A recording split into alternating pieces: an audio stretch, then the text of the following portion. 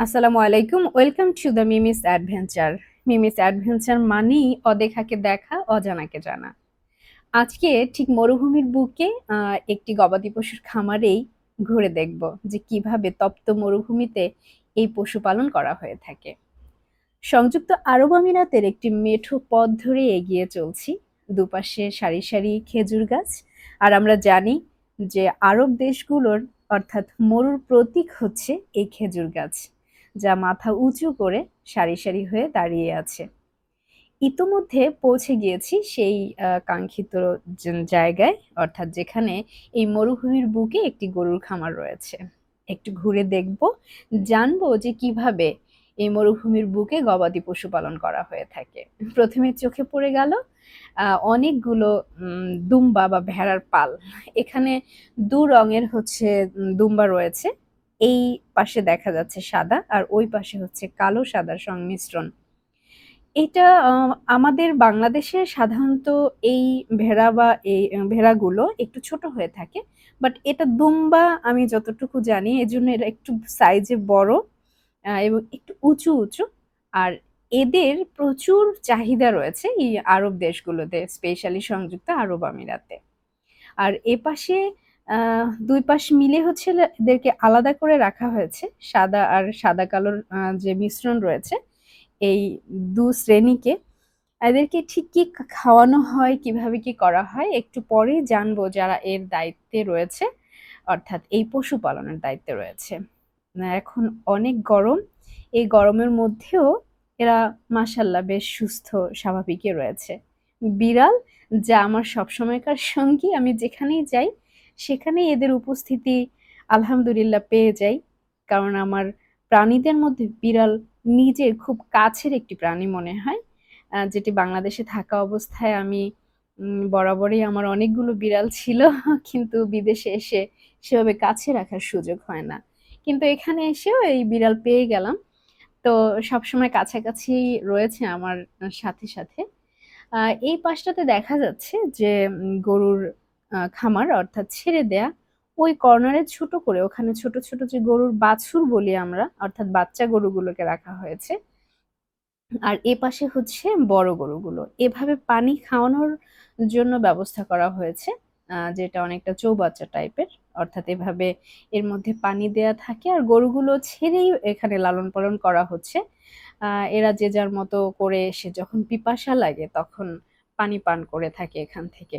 আর এই প্রচন্ড গরমে বোঝাই যাচ্ছে যে এই প্রাণীগুলো ভীষণ রকম তৃষ্ণার্ত। তাই তো একটু পরপর এসেই হচ্ছে তার তৃষ্ণা মিটিয়ে যাচ্ছে। আর এপাশে সব গরুগুলোই হচ্ছে দুধওয়ালা গরু, অর্থাৎ আমরা যাদেরকে বলি গাই গরু বা গাভী। আ তো এদের হচ্ছে সেপারেট করা। এই পোরশনে এরা সবগুলোই হচ্ছে দুধওয়ালা গরু। আর একটু আগাবো একের পর এক দেখব যে তার পাশে কিভাবে এদেরকে রাখা হয়েছে। আর এপাশেও হচ্ছে এরাও ওই একই সাইডের, আমি আরেকটি অ্যাঙ্গেল থেকে দেখাচ্ছি। এখানেও হচ্ছে দুধওয়ালা গরুগুলো। একটি গরু আমাকে ভীষণ রকম দেখছে। মনে হচ্ছে যে আমাকে খুব করে সে চিনে।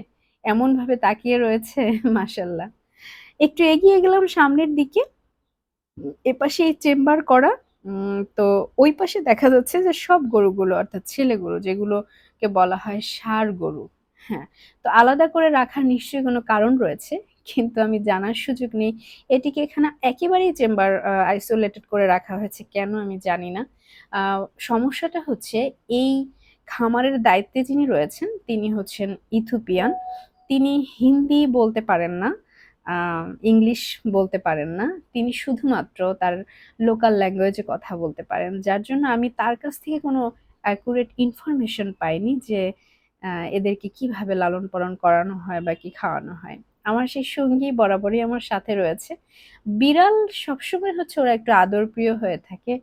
তাই ওরা যেন কি করে বুঝে যায় যে আমি বিড়াল খুব পছন্দ করি। এই আদর চাচ্ছি, একটু আদরও করে দিলাম আ এক ফাঁকে। তো পাশাপাশি যতক্ষণ এই ফার্মটিতে ছিলাম, ততক্ষণ হচ্ছে সে আমার কাছ থেকে দূরে যায়নি। একদম শুরু থেকে শেষ পর্যন্ত এভাবেই কাছাকাছি ছিল। তো এপাশে রয়েছে আ অন্য গরুগুলো। তো এরাও দেখা যাচ্ছে যে মজার বিষয় হচ্ছে আমি যেদিকে যাচ্ছি ওরা ঘুরে ঘুরে সেদিকেই আসছে। মনে হয় কত দিনের যেন চেনা। এরকমটা লাগছে। তবে ওরা অনেকটাই দূরে দাঁড়িয়ে। আমার ইচ্ছে হচ্ছে একটু ধরে দেখতে। পেয়ে গেছি। আমার মনের চাওয়াটা ওরা হচ্ছে আমার মনের চাওয়াটা ওরা বুঝতে পেরেছে, ওরা চলে আসছে আমার কাছে সবগুলো। মাশাআল্লাহ, কি সুন্দর না? কোনো ভয় পাচ্ছে না। কি করছে বাবারা, বাবারা কি করছে? সবগুলো চলে আসছে একের পর এক। ওরা ভেবেছি কি ওদের জন্য কোনো খাবার টাবার নিয়ে আসছি নাকি জানি না। হ্যাঁ, তো সব গরুগুলো মাশাআল্লাহ অন্যরকম সুন্দর। আর আমার নিজের হচ্ছে এই পশু প্রেমটা অনেক বেশি, প্রকৃতি প্রেমিক আমি মানুষটা, তো ভীষণ রকম ভালো লাগতেছে। আর দেখেন এক এক করে সবগুলো চলে আসছে। কি তুমি কি বলবা, বলো বলো বলো। আদর চাই, আদর চাই। ও এ বেশ হেলদি, এ কিন্তু বেশ হেলদি। এদিকে সবগুলো থাকো, থাকো থাকো থাকো। আমি যেদিকে যাচ্ছিলাম না কেন এরা ঘুরে ঘুরে হচ্ছে আমার দিকেই চলে আসছিল এক এক করে একেবারে পাল ধরে। মনে হচ্ছিল যে এদের সাথে না জানি আমার কত দিনের একটা পরিচিত সম্পর্ক। কিন্তু ব্যাপারটা তা নয়। আসলে পশু-পাখি এরা এতটাই আম ভালোবাসা বোঝে সেটা বলার আর অপেক্ষা রাখে না। আর এদের সাথে আপনি যদি সময় কাটাতে পারেন, স্পেশালি আমার মনে হয় যে পার্থিব জীবনের যত অশান্তি, দুশ্চিন্তা, খারাপ লাগা এগুলো মুহূর্তেই বিলীন হয়ে যায়। কেমন যেন একেবারেই সবকিছু ধুয়ে মুছে যায়। তো আমারও ভীষণ রকম ভালো লাগে। তাই সুযোগ পেলে চেষ্টা করি এদের কাছে যাওয়ার। এই পাশটা আমি অবশ্য একদমই শেষের দিকে চলে আসছি। ওই কর্নারে আরো কিছু হচ্ছে গরু আছে, একটু যাবো। একজনে তো অলরেডি মাথা বের করে বসে আছে। ও এটা হচ্ছে বোধহয় সবগুলো আবার আমার সাথে সাথে আসতেছে।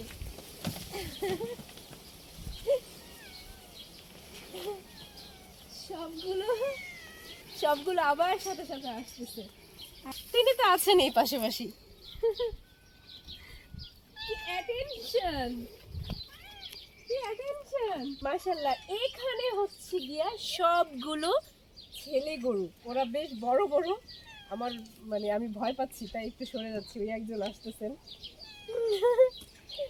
আসো আসো আসো। হ্যাঁ, তারা সবাই অ্যাটেনশন দিচ্ছে। আর এই ভিউটা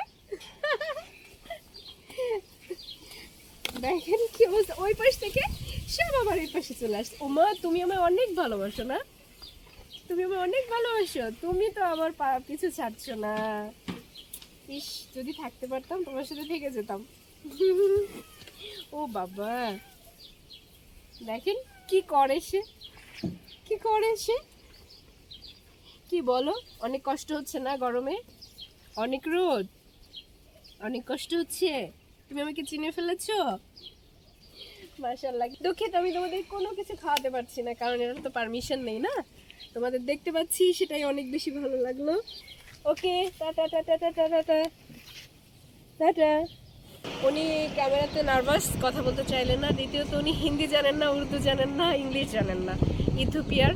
তো উনি হচ্ছে কোনো ল্যাঙ্গুয়েজেই জানেন না, ভীষণ শাই ফিল করলো। তাই আমি আসলে ইনফরমেশন দিতে পারলাম না যে ওদেরকে কি খাওয়ানো হয়, কি করা হয়, বা কিভাবে কি সেটা ইনফরমেশনটা ওভাবে দিতে পারলাম না। ইচ্ছে ছিল যে টোটাল বিষয়টাকে তুলে ধরার, কিন্তু ল্যাঙ্গুয়েজ ব্যারিয়ার। প্রথমত হচ্ছে ওই যিনি দায়িত্বে আছেন তিনি তো জানেন না, যার কারণে আমি বাংলাদেশি ভাইয়ের কাছ থেকে একটু জানার চেষ্টা করছি যে মূলত গরুকে কি খাওয়ানো হয়, ঘাস কোথা থেকে আসে, বা কিভাবে কি। ঘাস সারজা তোরানে বেকারিতন বিস্কুট কেক বিস্কিট কেক গরুকে খাওয়ানো হয়। বিস্কুট দে আচ্ছা, আর বেশি এটা কি দুধের জন্য না? হ্যাঁ দুধের দুধ কোথায় বিক্রি করে? বিকে উড়ে উড়ে দে দে উটকে খাওয়ায়। হ্যাঁ উঠে দে যেগুলো কম্পিটিশনের জন্য, উটের যে কম্পিটিশন হয়, হ্যাঁ, সেই উটের তো প্রচন্ড শক্তি প্রয়োজন হয়। সেই কারণে হচ্ছে ওই উটের জন্য এই গরুর দুধগুলো নিয়ে ওই উটকে খাওয়ানো হয়, ঠিক আছে না? এবার আমি বুঝতে পেরেছি। তো এর জন্য শুধু এই এগুলো। এটা কি ওই মালিকেরই বোধ হয় না? উট বোধ হয় মালিক। আচ্ছা, তার মানে গরুর মালিক যিনি, আরবাব যিনি, উটের মালিকও তিনি। তিনি এখানে গরু পালন করে গরুর দুধ দিয়ে তিনি উট হচ্ছে লালন পালন করেন শক্তি বৃদ্ধির জন্য। আচ্ছা, এমনিতে কি এই এত গরমের মধ্যে অসুবিধা হয় না গরুর? না অসুবিধা নেই। মানে কষ্ট হয় না? এই যে খোলা জায়গায় আছে একেবারে সমস্যা খোলা হয় জায়গা না? সমস্যা নেই, বাতাস লাগে তো সমস্যা নেই। अच्छा अच्छा वालेकुम अस्सलाम पाकिस्तान पाकिस्तान माशाल्लाह किधर है काम करता है हम इधर ही करता है काम हाँ? इधर है कितना साल 10 साल हो गया 10 साल हो गया हाँ। माशाल्लाह सब कुछ ठीक है सब कुछ ठीक है माशाल्लाह दुआ करो हाँ हाँ ওকে আসসালামু আলাইকুম। वालेकुम তো सलाम। এই তো সংযুক্ত আরব আমিরাতে এসে একটা গরুর খামার একটু ঘুরে গেলাম, কিছু ইনফরমেশন নেওয়ার চেষ্টা করলাম এবং তুলে ধরার চেষ্টা করলাম যে এই মরুভূমির বুকেও কি করে পশু পালন করা হয়।